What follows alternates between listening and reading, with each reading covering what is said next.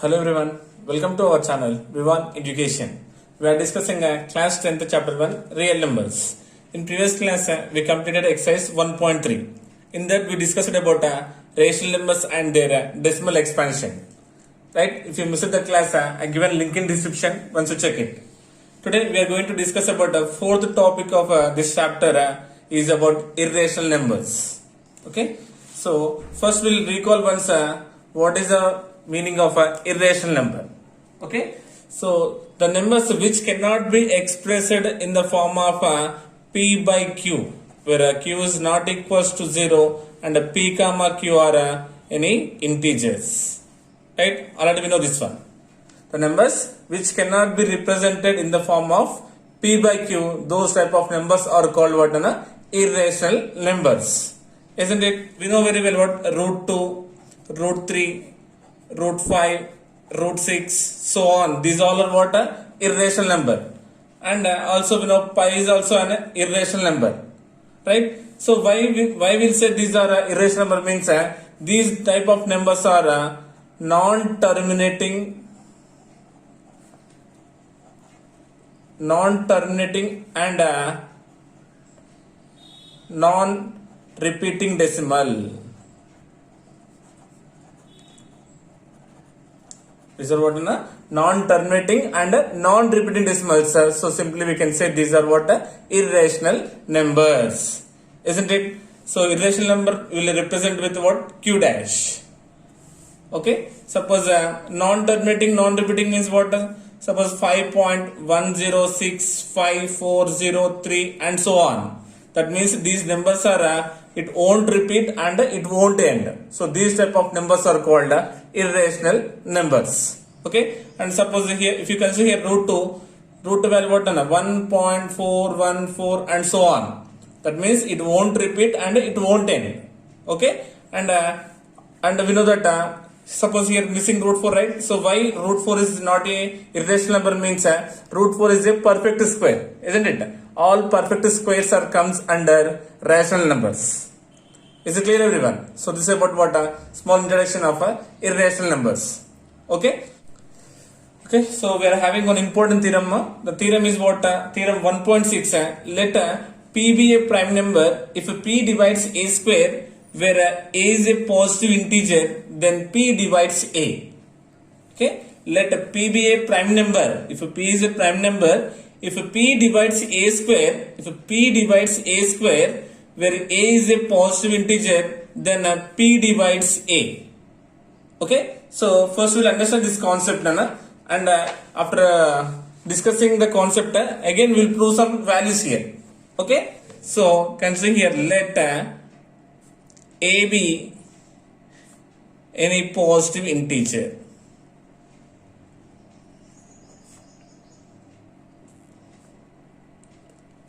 For a, prime factors I am assuming as p1 into p2 into p3 into p4 into so on until pn. Because we don't know the prime factors of a, I am assuming as what? P1, p2, p3, p4, so on. We know very well based on fundamental theorem of arithmetic.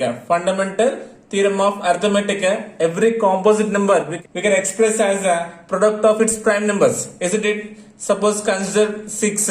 6 is a composite number, right? So every composite number we can express as the product of its prime numbers. So we can express as what? 2 into 3. Okay, here considering here a is any positive integer, the prime factors of a is considering as p1, p2, p3, p4, so on, pn. Okay, maybe in this anyone will be the prime factor of a here. Okay, now doing here square of a here. Now doing a square. Okay, then what will happen now? This one we have to multiply 2 times. P1 into P2 into P3 into so on into Pn. Right? Then what about a square is equals to now P1 into P1. It becomes what now? P1 square into P2 into P2, P2 square and P3 square into so on till what? Pn square. Yes, is it okay everyone? First, are you understanding? First we consider a, then doing here square. Yes, is it clear first everyone? Now, given what in the question? let P be a prime number if P divides A square, given P divides A square. Yes, so that means what? A square must be a factor as what? P1 square, P2 square, P3 square, any one you will get a prime factor for this A square, isn't it? So we'll write here, so P must be a factor of any one. That means in what? In a P1 square or P2 square or P3 square, so on. From these compulsory you will get a prime factor, right? Nothing but clearly we know here P1 comma P2 comma P3 and so on till Pn are only prime numbers which we will get as a factor. Okay, because from these only we will get a prime factor, right? That means why we consider this one means simply P1 square, P2 square, P3 square, so on till Pn square. Just these are repeating, nothing but we are multiplying 2 times means nothing but P1 only repeating 2 times, is it? So just they are repeating. Is my understood? Okay, suppose take here 36. 36 means 6 6 are 36, but here 6 and 6 are again composite numbers. So 6 we can write as what? 2 into 3, and again 6 is 2 into 3. That means here 2 is repeating 2 times, so 2 square, and here 3 repeating 2 times, nothing but 3 square. See, for 6 also, for 6 what are the factors we got? For 36 those only we are getting, but we are getting in squares. Are you understanding? So for A also we got P1 P2 factors. If you do square, these numbers only repeating. Yes, are you getting? As we took here example as 6 and 36. Yes, that means what? Here A is equals to P1 into P2 into P3 into so on till Pn. That means P is what? Divides A. Therefore we can conclude that P divides A. Okay, so once you go through the topic once again, you will understand very easily. Okay, na? So from this one we can conclude that let P be a prime number if P divides A square. We can say that P divides A. Now based on this condition we had to prove. So what is saying? Verify the statement proved above. The given values P is equals to 2, P is equals to 5. Mentioned P values as what? 2 and 5. And for A square, that means A square value also given as what? 1, 4, 9, 25, 36, 49, 64 and 81. Okay, so first we will write here A square value is mentioned as what on here? 1. A square value first what? 1, then 4, 9, 25, 36, 49, 64 and 81, right? So first we will find a value because it is given square, right? So first we will find a value here. So 1 square means 1, isn't it? So 2 square means 4, and 3 square means 9, 5 square means 25, 6 square means 36, 7 square means 49, 8 square means 64, and 9 square means 81. He given A square, we can find out very easily, right? A value, because these all are what? Perfect squares. Okay, and P value in first case mentioned as what? 2. That means P value is same for all these values. So 2, 2, 2, 2 all are same. Okay, first case we had to mention P value as 2. In next case we had to mention as 5 . Okay, now observe here. We had to check now P divides A square or not. We had to check what? P divides A square or not. See, now 2 divides here 1. No, it won't divide. Now check here. P divides 4. That means 2 divides 4. Yes, clearly it divides. And also we check for P divides A also directly here. Now again 2 divides 1. No, here also we won't. Means it won't divide. Now again 2 divides 2. Yes, compulsory divides. Now coming to here, P value 2. 2 divides 9. No. And 2 divides 3. No. Yes. Next one, 2 divides 25, no. And 2 divides 5, no. Now coming to next one, 2 divides 36, yes, it divides clearly. And 2 divides 6, yes, it divides. 2 3 6. Now coming to here, 2 divides 49, no. And 2 divides 7, no.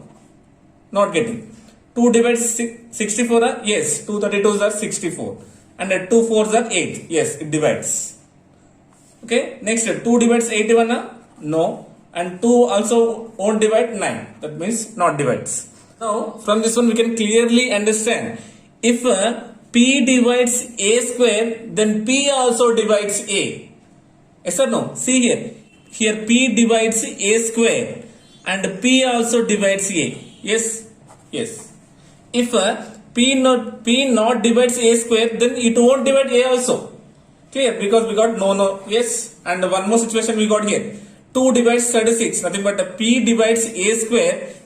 Now p divides a square, that means what? P also divides a, otherwise it won't divide. Smart getting. So this is what when p value 2. Now we had to consider p value how much, 5. And again same a square values as mentioned we will consider here.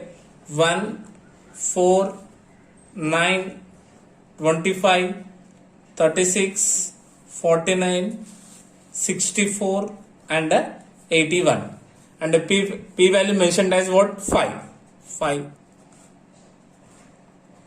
Okay, now a square value we know, right? Now we have to find a. See, all these are what? Perfect squares, right? Nothing but 1 square means 1, 2 square 4, 3 square 9, 5 square 25, 6 square 36, 7 square 49, 8 square 64 and 9 square is 81. Okay, so or else you can find like this also. A square given as 1, right? Then a is equals to square becomes root 1. But plus or minus 1 we will consider as plus 1 only. Root 4 means the value is 2. Okay, directly here I am considering because these all are perfect squares we know very well. That's why I took here directly. Okay, now check the condition. What is the condition? P divides a square or not? Now p value 5 here. Now 5 divides 1 here. No, it won't divide. And 5 divides 1 here. Nothing but p divides a. 5 divides 1. No. Coming to second condition. 5 divides 4. No. And 5 divides 2. No. Here also not dividing. Okay. If you observe this one, when p value is 5, p divides a square here. Nothing but 5 will divide 25. Yes, because 5 5 is 25. That means it is divides. That means p divides a square. Now check for p divides a or not. 5 divided by 5 equals how much? 1. That means 5 ones are 5. That means it's also divide. Okay. So if you check for a remaining, you won't get. See, 5 81 and 5 9. You won't get. That means when p divides a square, then p also divides a. Yes, in first case also we observe, right? So what we observed from this p value 5 and p value 2, we observed that what if p divides a square, p also divides a. Yes, otherwise it won't divide. Okay, so this is about what today small topic about introduction of irrational numbers and theorem 1.6. Okay, in next class we'll continue exercise 1.4. Okay, I hope you got it. Thank you so much.